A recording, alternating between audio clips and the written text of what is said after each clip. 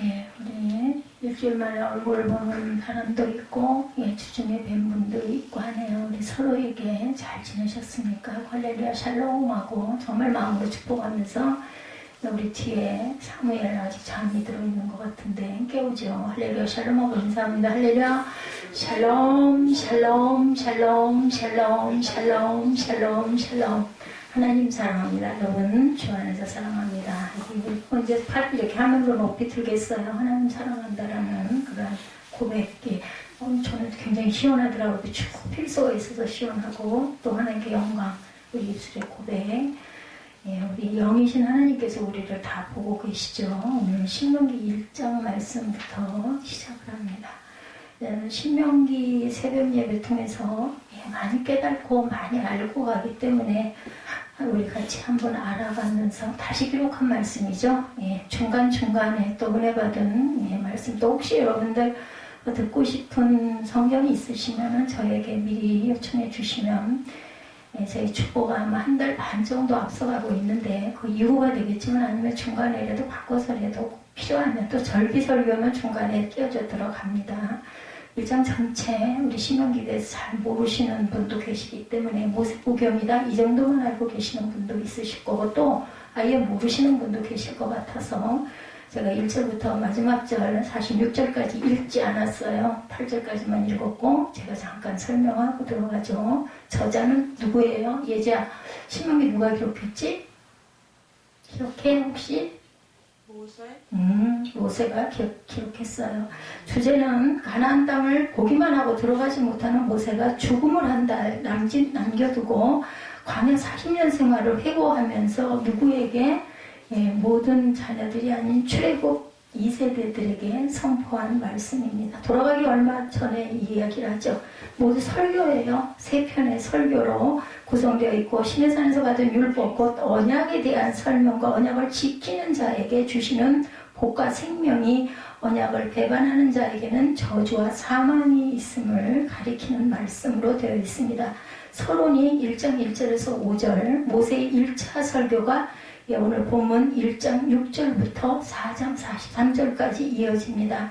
그리고 모세 2차 설교는 신명기 4장 44절부터 26장 19절까지 모세의 3차 설교가 27장 1절부터 31장 29절까지 그리고 고별 설교가 고별사가 있어요. 31장 30절에서 마지막 장 34장 12절까지 이어지는 이렇게 5단락으로 나뉩니다. 신명기가 1장에 보면 호렙산에서 세일산을 지나 가데스 바네아에까지 10하루길이다 이렇게 나와 있어요.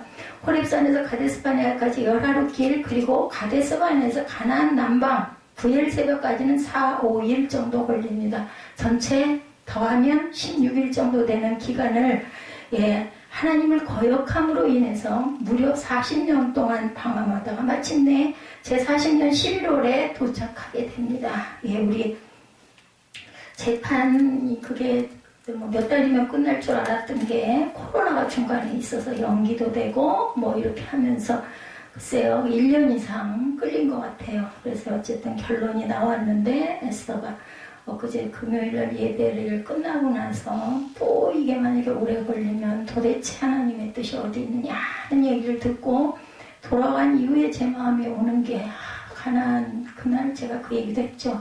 가나안 그 땅에 도달할 때까지 그 신며칠 걸리는 날짜를 40년도 걸렸는데 우리 이제 1년 됐고 앞으로 2, 3개월이면 정리가 될 거 그래도 은혜로 그 대신 우리가 할 바는 다 해야 되겠죠.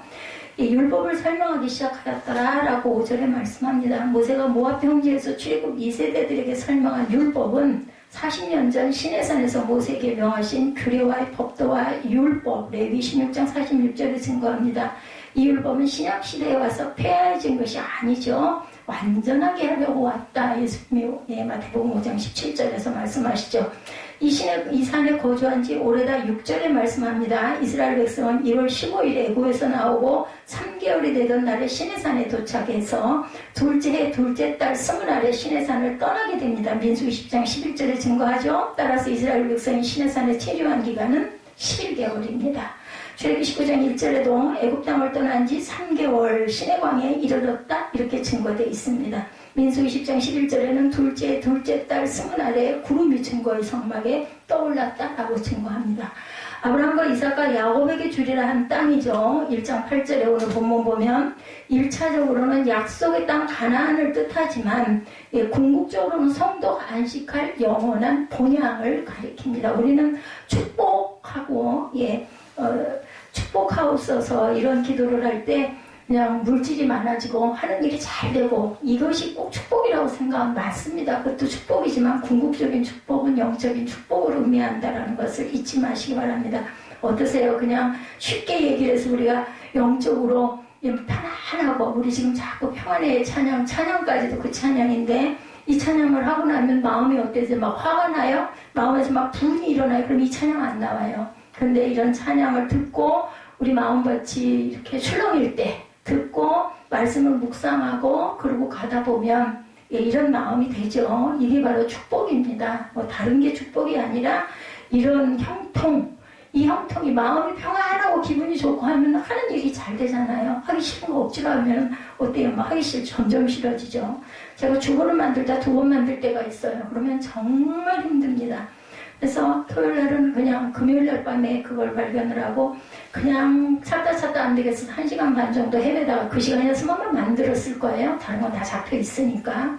근데 그냥 닫고 어쩔 수 없이 토요일날 하기 싫은 거를 만들었어요. 근데 다행히 자료들이 다 있으니까 갖다 넣기만 하면 되는데 우리 세리주보는 우리 주일 11시 주보하고 다르게 글자들 줄이고 갖다 붙이고 이런 것들이 제가 소질이 없어서 부족한 부분이 많다 보니까 굉장히 어려워요. 수온도 같이 해야 되고 색칠도 또 해야 되고 시 같은 경우는 시는 또 날라가 버려서 없어가지고 다시 찾아야 되고 어쨌든 이런 것처럼 우리가 마음이 편안해야 마음에서 막 출렁이고 물결이 일어나면 말도 곱게 안 나가고 보는 것도 뭐 보이지도 않고 그러면 막 힘드니까 점점 더 싫어지죠. 그래서 공부를 하고자 하는 아이들이 공부를 할 수 있다라는 생각을 제가 합니다.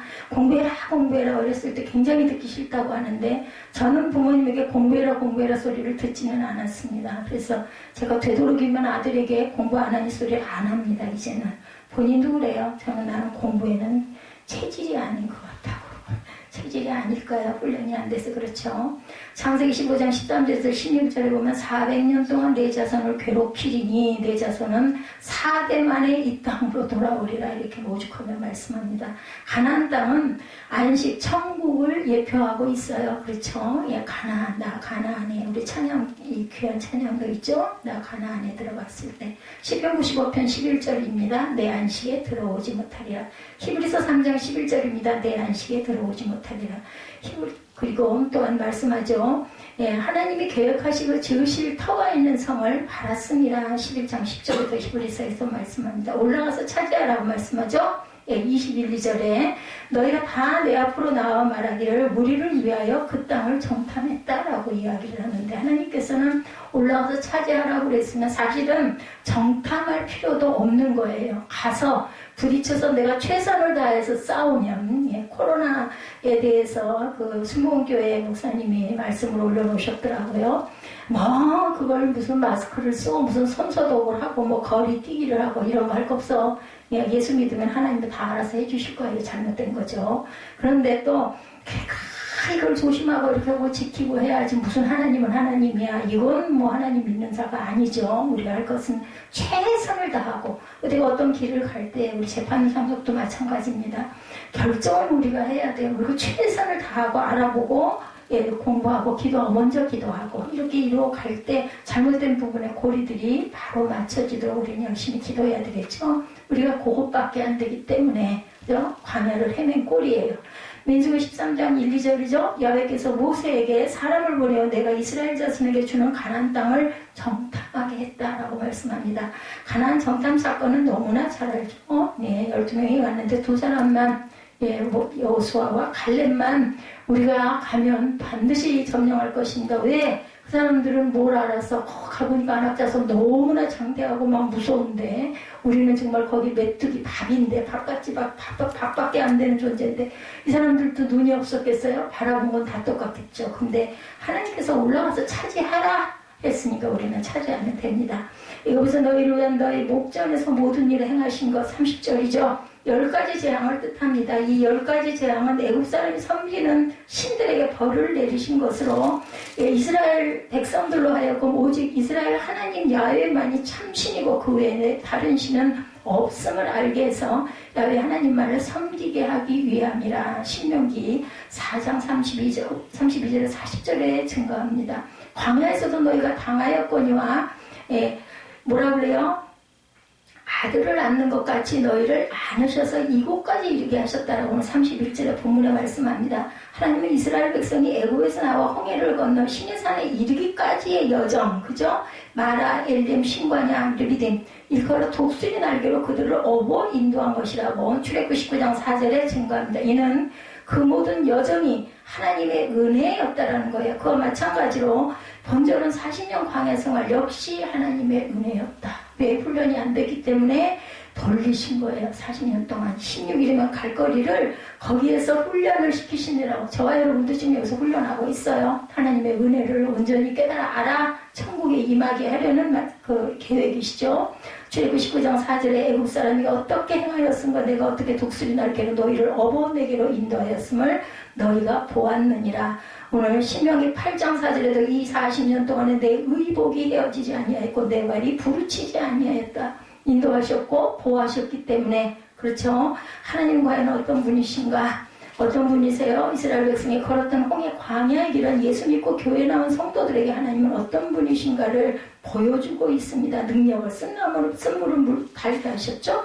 치료의 하나님이시고 부여하게 하신 하나님이시고 또한 일용할 양식을 공급하게 하시는 하나님이시고 뭐라 그러세요? 먼저 그 나라와 그의 이름을 구할 때 내가 너에게 더하여 주시리라 그러죠. 생수를 공급하시는 하나님, 예배가 연락될 때 생수를 공급해 주십니다. 승리하게 하신 하나님이죠. 어떨 때 우리가 열심히 주님께 온전히 기도할 때 내가 너의 모든 짐을 내 발 앞에 내려놓으라고 하는데 사실은 우리는 내려놓는다고 그러면서 내 뜻대로 하려고 할 때가 많고 뜻대로 내 원하는 대로 되지 않을 때는 화가 나죠. 이거는 아버지께 맡긴 게 아닙니다. 치료하신 하나님은 계명과 규례를 지킬 때 우리를 치료해 주시죠. 이거는 육적인 치료뿐만 아니라 영적인 치료도 말씀합니다. 또한 쓴물을 달게 하시죠. 지시한 말씀에 순종할 때 이렇게 선물을 주시는 하나님이다 라고 말씀하고 있습니다. 야훼 앞에서 통곡하나 야훼께서 너희의 소리를 듣지 아니하신다. 45절에 말씀하세요. 이스라엘 백성은 하나님의 말씀을 거역하고 산지로 올라가 아모리 족속에게 무참히 패배하고 돌아오는 하나님 앞에 기도했으나 하나님은 그들의 소리를 들어주시지를 않습니다. 용서하지 않을 때 그리고 율법을 두고 돌이키지 않을 때 이러한 일들이 일어나죠. 우리의 기도를 듣지 아니하시는 하나님은 용서 안 해. 그리고 우리가 온전한 회개를 하지 않았을 때 성의 아울러 악을 행할 때죠. 그리고 하나님의 제단에 더러운 떡을 드릴 때 예물 드릴 때는 억지로 하지 마세요. 여러분들. 그리고 서운한 것 내가 드리겠습니다. 여러분들 요즘에 금전이 없어가지고 그냥 한 번 봉투에다 10,000원, 20,000원, 5,000원, 50,000원 이렇게 쓰죠. 그래서 잊지 마시고 꼭 드리시고 제가 일일이 그걸 다 못 봅니다. 그러니까는 하나를 좀 이렇게 보냈습니다 하는 거 보내주시면은 들어왔구나. 제 손에 있는 게 아니에요. 그렇기 때문에 이렇게 알게 될 겁니다. 전반적인 부분 오늘 1장에 대해서 여러분에게 설명드렸어요. 누구에게? 2세대에게. 그리고 이 세대에게 이 신명기라는 기록 자체는 3편의 설교로 이루어졌다라고 제가 말씀을 드렸어요. 마지막에는 고별 인사를 하는 부분으로 나와 있죠. 31장부터 34장까지는. 그리고 모세는 서론이 1절에서 5절까지예요. 앞에. 그리고 첫 번째 설교가 6절부터 그리고 두 번째, 세 번째 이렇게 1, 2, 3차로 나뉘어진 설교. 모세가 설교하는데 누구에게? 이 세대들에게. 그리고 신명기라는 뜻 저도 정확하게 몰랐어요. 그것은 신자는 거듭 되풀이할 그러한 신자를 쓰고 있습니다. 이렇게 매울신이라고도 하죠. 근데 내용이 이렇게 풀이가 되어 있더라고요. 그리고 명자는 명령할 명인데 목숨명으로 되어 있어요. 그리고 기록할 기 기록했다라는 거예요. 한자 뜻은 다시 선포된 율법이라고 합니다. 영어로는 듀토노미로 역시 두 번째 율법이라는 뜻을 갖고 있습니다. 첫 번째 율법은 하나님의 모세를 통해서 신의 산에 준 십계명과 언약서와 부속물들에 대한 말씀을 하고, 두 번째 율법인 신명기는 하나님이 이스라엘에게 율법을 주신 후 38년의 광야 훈련을 거친 후 가나안 땅에 들어가려고 하는 다음 세대에게 준 율법이다. 오늘 본문도 그렇죠. 모세는 모압 땅에서 새로운 세대에게 하나님이 주신 율법을 다시 말씀해 주신 거예요. 그러므로 이 신명기에는 그동안 출애굽과 애굽 성막과 율법 성막과 38년의 광야 생활을 배경으로 하고 있다. 이 정도는 아셔야 돼요. 여러분들 지금 젊으셔서 모르지만 나이가 좀 들어서 그다음에 한 5, 60대 이상이 되면 저희 교회는 부끄럽게도 성경 공부를 따로 하고 있지를 않습니다. 다른 교회들은 만나서 성경 공부들을 하죠. 목사님이 직접 하시기도 하고 아니면 뭐 초림을 하기도 하고 전도사님이 함께 또 권사님이 장로님이 이렇게 하는데 저희 교회는 그렇지 못해요. 다들 바쁘고 그렇기 때문에 제가 이런 부분들을 여러분에게 설명하는 거니 좀 들으세요. 안 들으려고 그러고 지루해하시지 말고 성령께서 여러분들의 마음을 조명하시기를 주님의 이름으로 축복합니다. 그리고 예배 시간에는 듣기 싫더라도 제 말씀을 들으셔야 되고 그것은 하나님이 보시니까 만약에 제 말씀이 듣고 싶지 않다. 저게 무슨 설교냐 이런 마음이 드시면 차라리 안 나오시고 집에서 본인 알아서 요즘에 인터넷 예배 많잖아요. 훌륭한 목사님들 설교 많습니다. 그렇게 하셔도 됩니다. 오히려 그게 낫습니다. 나와 앉아가지고 예배 안 드리고 있는 거 저는 괜찮아요. 여러분 그냥 무시하고 그냥 예배 드리고 마음으로 기도하면 됩니다. 그런데 여러분에게 좋지가 않기 때문에 아버지께 꼭 주일은 구별해서 드리기 바랍니다. 또는 앞으로 들어갈 가나안에서 새 생활을 예견하고 있는 내용입니다. 신명기 29장 30장에서는 하나님은 새로운 세대와 새로운 언약을 맺어요. 신명기는 새로운 세대에게 주는 하나님의 계명이고 하나님의 말씀은 절대로 변하지 않죠. 그리고 이 시대는 변하고 세월은 흘러가도 영원한 하나님의 말씀입니다. 만약에 세대가 달라져서 말씀이 변한다면 이 성경이 똑같으면 안 돼요. 시대에 따라 달라져야 되죠.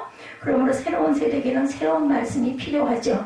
광야 38년의 광야 생활을 체험한 세대에게는 38년 광야 체험을 기초로 한 새로운 계명이 필요했고 앞으로 가나안 땅을 앞둔 세대에게는 가나안 땅에서 살아갈 새로운 계명이 필요했기 때문에 새로운 세대에게 주시는 새로운 계명을 통해서 지금 이 땅을 살아가는 세대에게는 어떤 하나님의 말씀이 필요할까 우리가 묵상하고 갑니다. 우리에게 하나님이 주시는 은혜 중에 하나가 여러분들 깜빡깜빡 건망증도 있지만 정말 아픈 거, 상처, 미움 이런 걸 잊도록 해주시는 은혜가 저는 있다고 생각을 합니다. 건국대학교 최명덕 교수는 월간지 좋은 생각 이 책을 참 좋아합니다. 잊어야 산다라는 글을 실었어요. 그 일이 생각나면 당장 몰래 스스로 목숨을 끊고 싶은 사나이가 있었다 이렇게 시작이 됩니다. 그 일이 생각나면 밤새 술을 퍼먹고 집안 살림을 다 부셔도 마음이 시원치 않은 사나이가 있었다. 그럼에도 불구하고 성공해서 국무총리가 된 사람입니다. 그가 바로 유대인들이 가장 열광하는 인물 중에 하나인 구약성서의 요셉이라는 인물이다. 그분이 최명덕 교수가 쓴 월간지 좋은 생각에 실린 글입니다. 몇 년 전 박찬욱 감독은 복수에 대한 영화 3편 복수는 나의 것, 올드보이, 친절한 금자씨 이름은 들어봤어요. 저는 친절한 금자씨에 대한 걸 모릅니다. 이것은 인간은 누구나 복수하고자 하는 욕망이 있음을 잘 보여주는데 억울한 일을 잊지 말자고 잊어서는 안 된다면서 산 사람들이 있죠. 친절한 금자씨입니다. 반면에 억울한 일을 잊어버리고 잊어야 된다고 산 사람은 누구예요? 요셉이죠. 두 사람의 인생은 대비가 됩니다. 요셉이라는 이름은 더하기라는 뜻을 갖고 있어요. 그래서 요셉이라는 이름들을 자녀에게 많이 줍니다. 이름대로 요셉의 인상은 그죠? 여러분들 아시죠? 내용을 더하기 인생.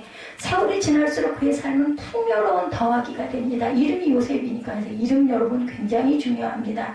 도무지 이해되지 않지만 억울한 사연을 잊어버리고자 애썼기 때문이 아닐까 싶습니다. 저도 그렇습니다.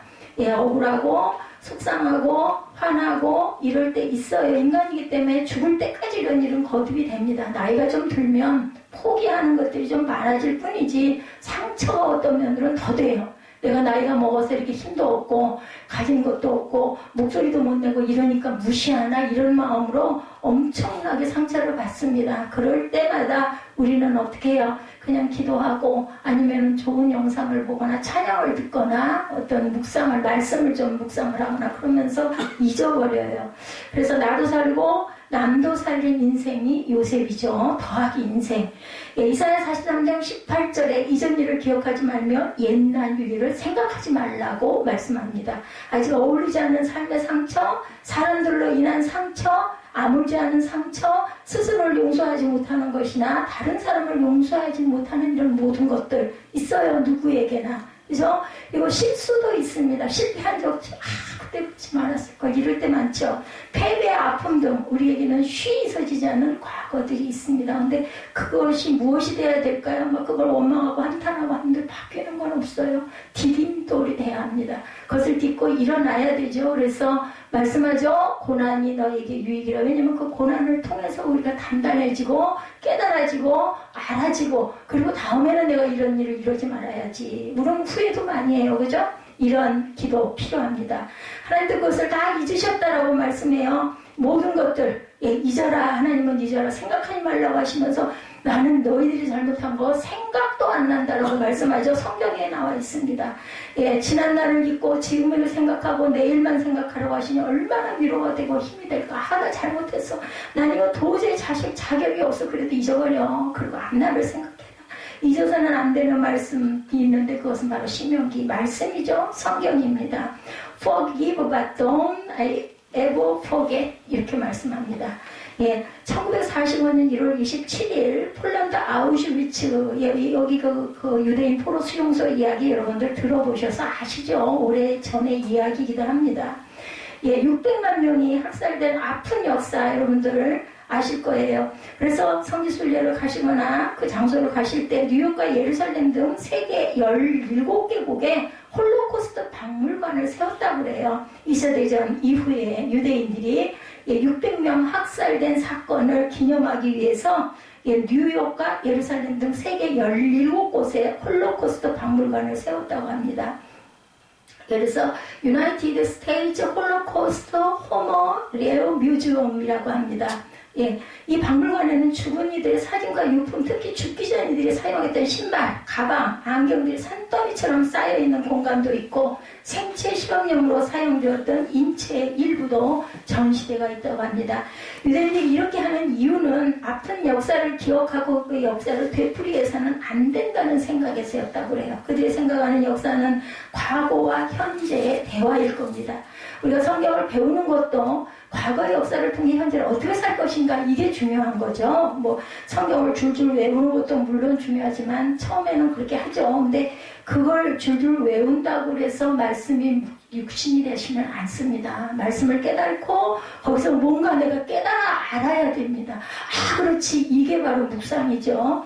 배우기 위한 것. 이러한 의미는 신명기라는 성경의 이름에도 담겨 있어요. 아까도 말씀드렸지만 신명기 이름의 신자를 큰 한자 사전으로 보면 되새김질할 신이라고 나와 있습니다. 즉 신명기라는 이름 자체가 계명을 한번 되새김질한다. 다시 한번 듣는다라는 뜻을 갖고 있어요. 따라서 신명기는 오늘 다시 듣는 하나님 말씀이다. 이렇게 깨달으시면 됩니다. 신명기가 율법을 다시 되새기는 이유는 당시 이스라엘 백성들을 교육하기 위해서였어요. 누구를? 2세대들. 1세대는 다 죽었죠. 40년 동안. 이거 교육의 방법을 설교하고 있습니다.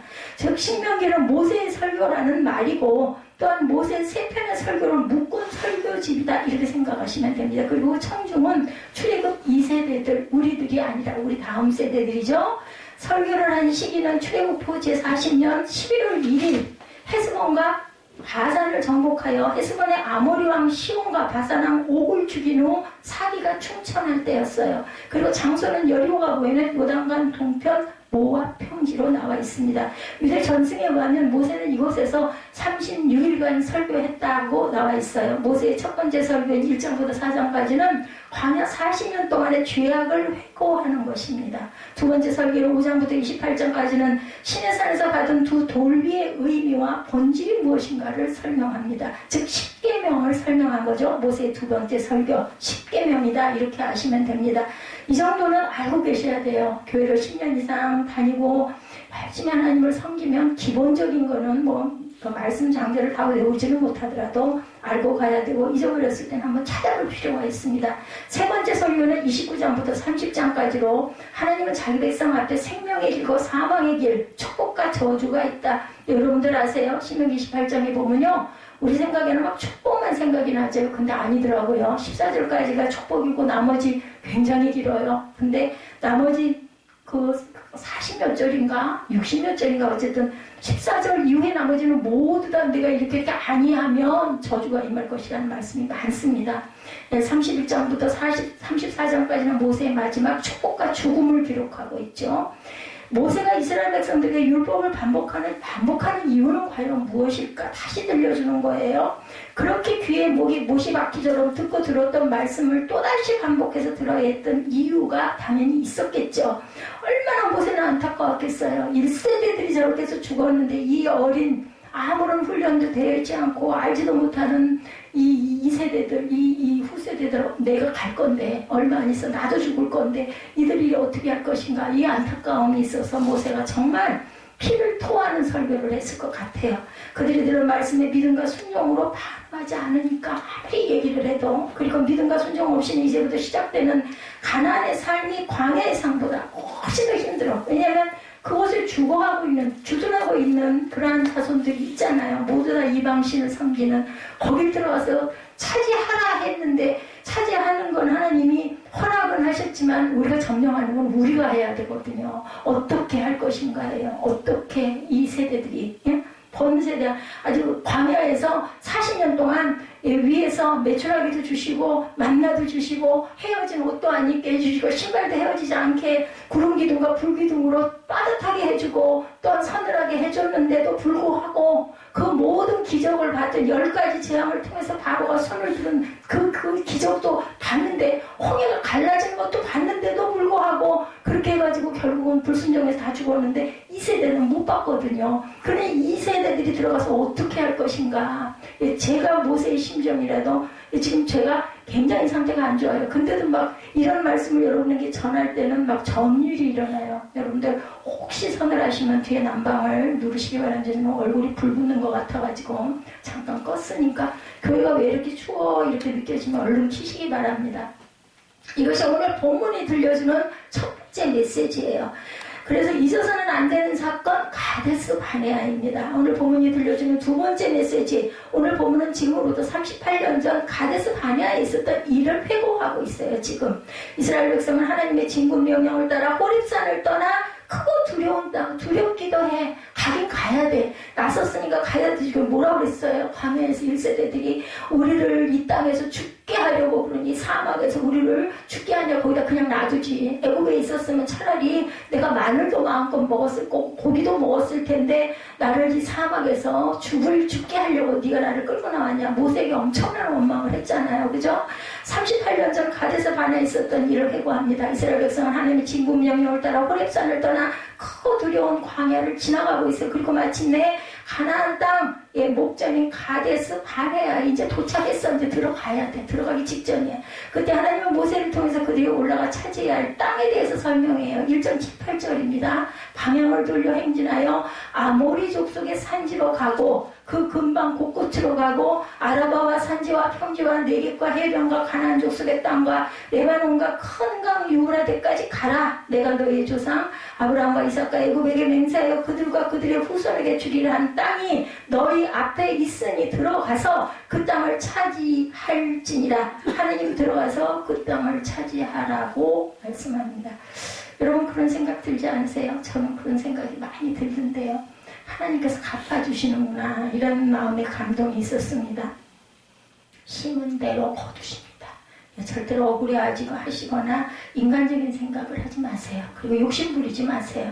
심은 대로 거두시는 하나님께서 여러분들의 필요한 부분을 채워주실 거고, 지금까지 잘못 살고 비틀거렸던 모든 것들이 다시 재정비가 돼서 희년이라는 게 있어요. 이스라엘은, 그죠?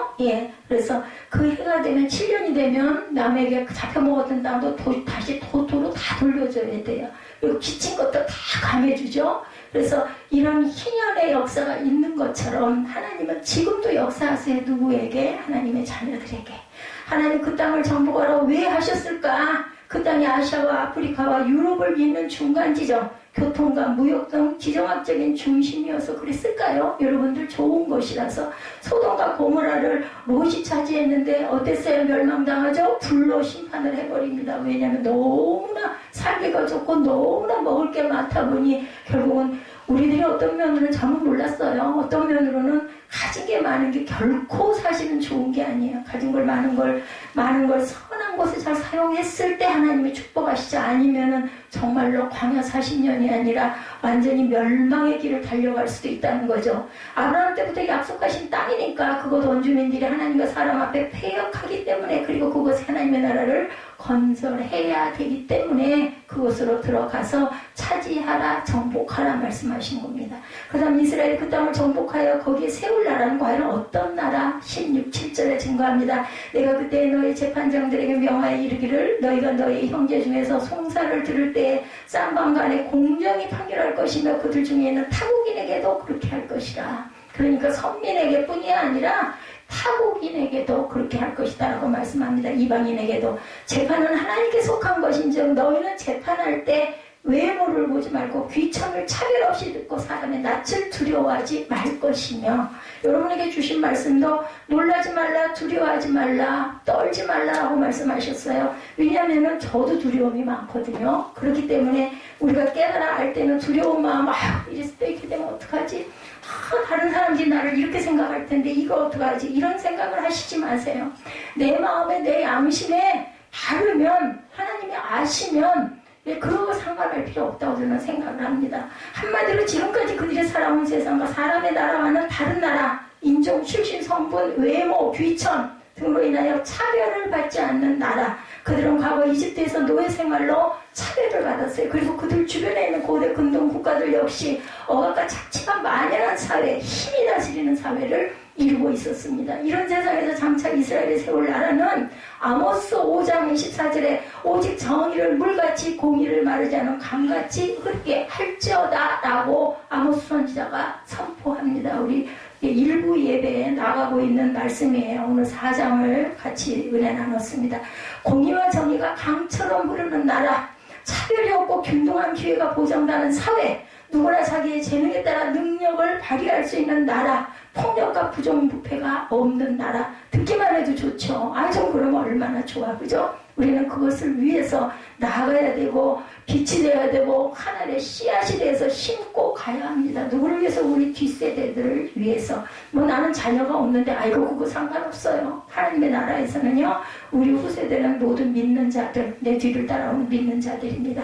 그럼 이스라엘은 어떻게 그 땅을 차지할 수 있을까? 38년 전 그들이 가데스바네아에 도착했을 때 모세는 출애굽 1세대들에게 말했어요. 21절이죠. 너희 하나님 야훼께서 이 땅을 너희 앞에 두셨은즉 너희 조상의 하나님 야훼께서 너희에게 이르신 대로 올라가서 차지하라. 두려워하지 말라. 주저하지 말라. 여러분에게 주시는 말씀인 줄 믿습니다. 이 말씀은 출애굽기 33장 1절부터 3절까지의 말씀을 근거로 합니다. 야훼께서 모세에게 이르시되 너는 내가 애굽 땅에서 인도하여 낸 백성과 함께 여기를 떠나서 내가 아브라함과 이삭과 야곱에게 맹세하여 네 자손에게 주기로 한 그 땅으로 올라가라. 출애굽기 33장 1절에서 3절 말씀입니다. 내가 사자를 너보다 앞서 보내서 가나안 사람과 아모리 사람과 헷 사람과 브리스 사람과 히위 사람과 여부스 사람을 쫓아내고 너희를 적과 꿀이 흐르는 땅에 이르게 하려니와 이렇게 말씀하셨어요. 하나님께 이스라엘 백성들이 그 땅을 주셨으므로 두려움 없이 주저움 없이 올라가서 차지하라고 하셨으니 순종해야 합니다. 근데 못했어요. 그죠? 10명이 아이고 우리는 가면 죽습니다 했죠. 그래 죽었어요 결국은. 갈렙과 여호수아만 가죠.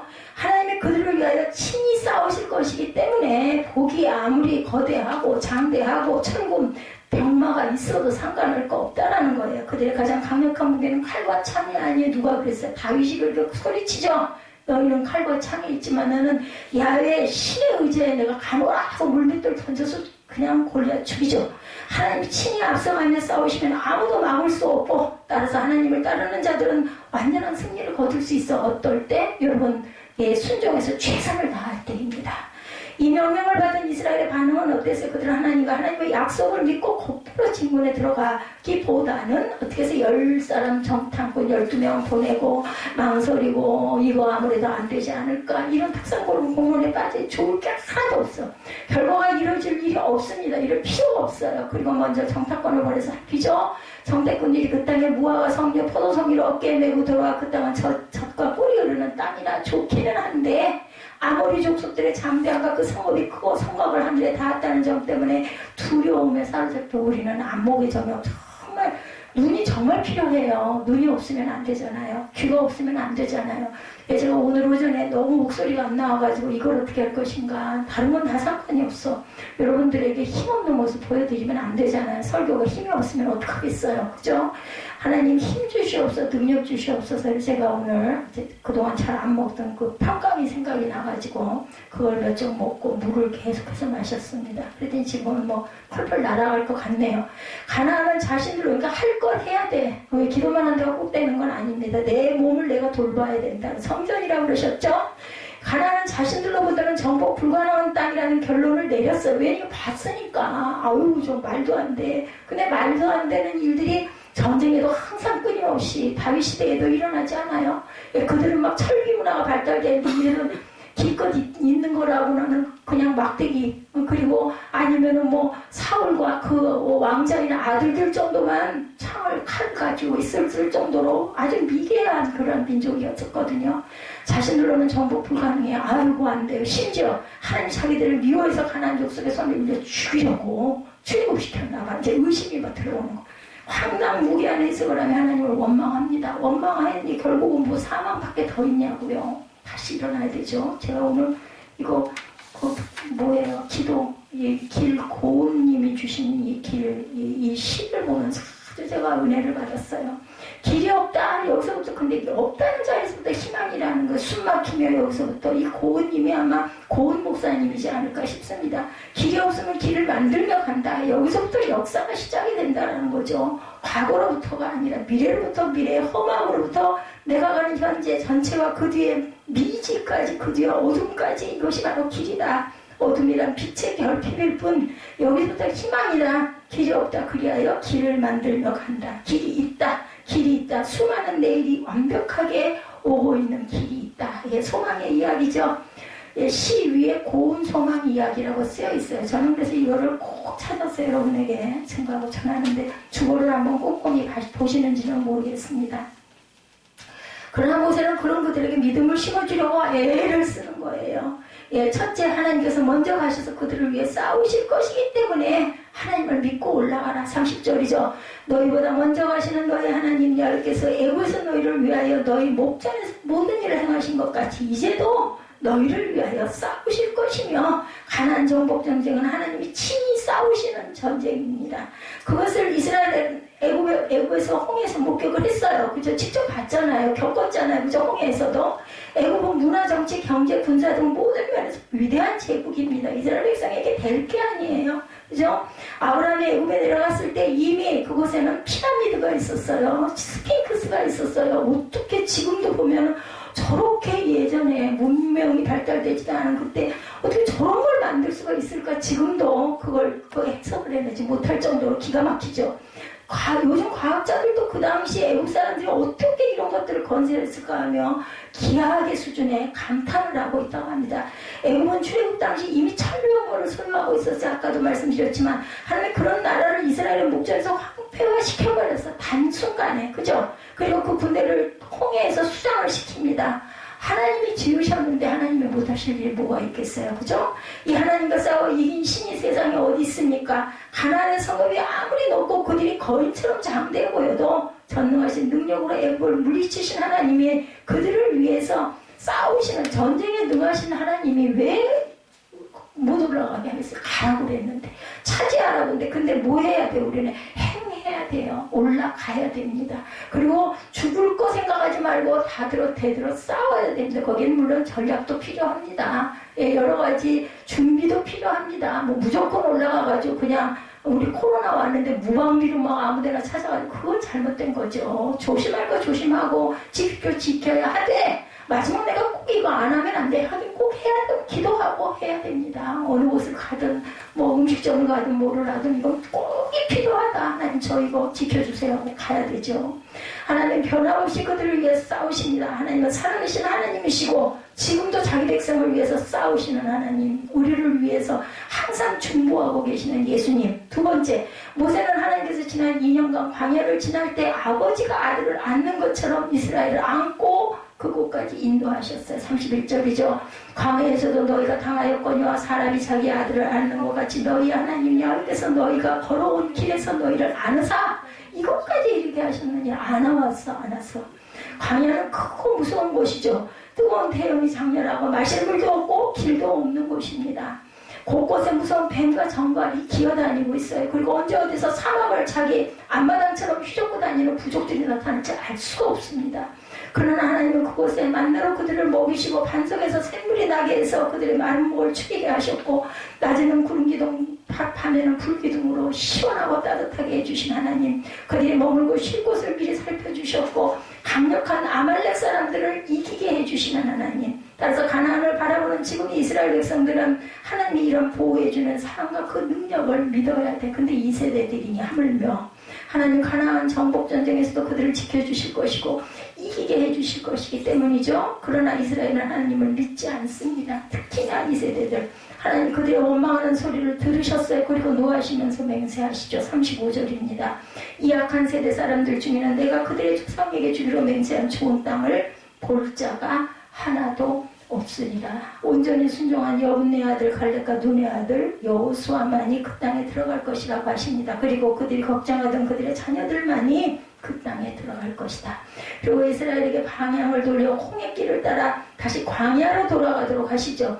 이에 원망하던 이스라엘이 깜짝 놀라 죄송합니다. 우리가 하나님께 범죄했습니다 하면서 하나님이 금하신 것을 거스려 그 땅에 올라가 싸우겠다고 나섰다가 아무리 족속들에게 패하여 호르마까지 도망가야 했어요. 그리고 그들은 자신들이 가데스바네에서 정탐을 위해 40일을 머물렀던 날수대로 40년을 광야에서 지내면서 거기서 그만 죽고 맙니다. 그렇게 해서 불신의 세대는 광야에서 다 사라지죠. 정리하면 이스라엘이 호렙산에서 출발하여 가데스바네에 도착하는 데에는 겨우 10하루길. 근데 3절에 보면 40째 해 11째 달 그 달 첫째 날에 라고 하는 것은 10하루면 도착할 수 있는 거리를 거의 40년이나 걸려 도착했음을 의미합니다. 벌써 38년 전에 들어가야 했던 약속의 땅에 이제야 들어가게 되었다라는 거죠. 왜 이스라엘은 그 많은 세월을 광야에서 보내야만 했을까? 이스라엘의 불신앙과 불순종 때문이죠. 이스라엘은 그냥 가기만 하면 되었어요. 약속을 받았으니까 도장을 받았는데도 불구하고 아이고 나 무서워 가면 죽을 거야. 이게 문제라는 거죠. 하나님이 약속하셨다면 그보다 더 확실한 도장이 없는데, 그렇죠? 예, 그랬다면 정말 이미 38년 전에 가서 잘 개척하고 누리고 10년을 개척했다 치더라도 나머지 20년을 잘 누리고 살다가 돌아갈 건데 그걸 못한 거죠. 왜 지금 모세는 38년 전에 가데스바네의 사건을 또다시 얘기할까? 그곳에서의 불신 때문에 할아버지 할머니 세대와 부모 세대들이 다 광야에서 죽었는데 그 뼈아픈 과거를 제2세대 사람들이 다시 기억시키는 이유는 거기에 결코 잊어서는 안 될 역사의 교훈이 담겨있기 때문이라는 거죠. 모세는 그때 이야기를 그 현장의 목격자로서 그들에게 전하는 겁니다. 그 결론은 더 이상 불신과 불순종으로 인하여 그들처럼 불행해지지 말자, 이 얘기예요. 네 번째죠. 과거의 불신과 불순종을 뭐해라? 잊어라가 아니라 잊지 말아라. 600만 년이 학살을 당해가지고 세웠던 기념비에는 그런 글자가 써있다고 그래요. 우리가 이렇게 당했다, 잊자. 그렇지만 결코 그것을 그 옛날에 그 있었던 그런 일들을 잊지는 말자, 이런 문구가 새겨 있다고 합니다. 인간은 잊기를 잘하는 본성을 가지고 있다고 제가 초 부분에 말씀드렸죠. 금붕어가 작은 어항에서 그럭저럭 살아갈 수 있는 것은 기억력이 없기 때문이라고 합니다. 다람쥐의 건망증은 더 심하다고 그래요. 도토리를 땅속에 묻어두고 금방 잊어버린다고 해요. 그런데 그 덕분에 싹이 나서 상술이 나무 숲을 이루어서 도토리를 먹고 살게 된다는 거죠. 저와 여러분들에게 잊을 건 잊어야 하죠. 어떤 것은 잊어야 행복한 것들이 있습니다. 근데 오늘 본문에 하나님은 성도가 잊어서는 안 될 것, 그것은 바로 지난날의 실패 잊지 말라는 것입니다. 우리는 2000번을 넘어져 걷는다라는 말이 있어요. 아기가 걸어가서 나가 떨어져가지고 2000번 정도는 나가 떨어져 애가 발을 뛸 수가 있다는 거예요. 가고 싶은 길을 가라. 로랑 구네리 쓴 책에 나와 있다. 우리 아기가 2000번을 넘어져 걷는다.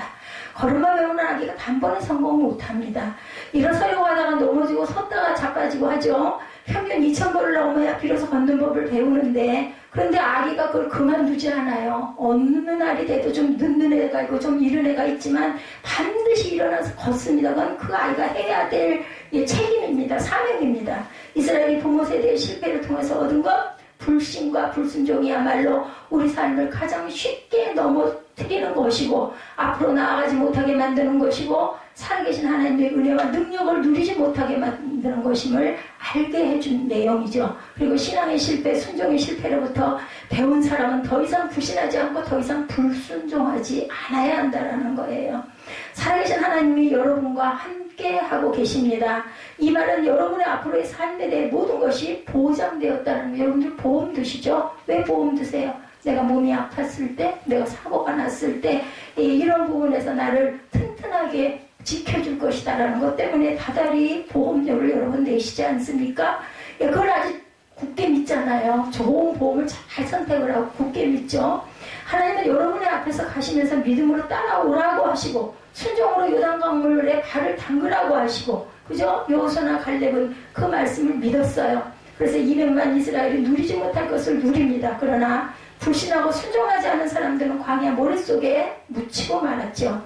그러므로 저와 여러분은 과거의 불신함과 불순종을 교훈 삼아서 이제부터는 오직 믿음으로, 오직 말씀으로, 오직 순종으로 살아가시는 축복이 임하시기를, 그래서 여호수아와 갈렙의 복이 여러분들에게 충만하게 임하시기를 주님의 이름으로 축복합니다.